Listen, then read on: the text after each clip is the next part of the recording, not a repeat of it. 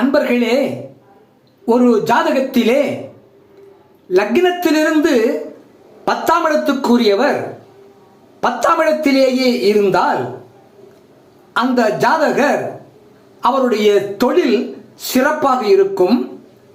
அவர் தொழில்நுட்பம் அறிந்தவராக இருப்பார்.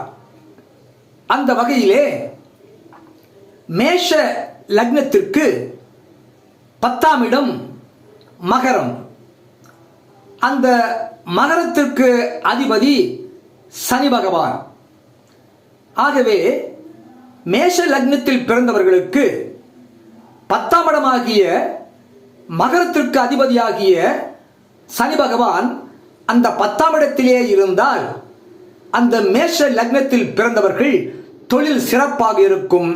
தொழில் நுட்பம் சிறப்பாக அறிந்தவராக இருப்பார்.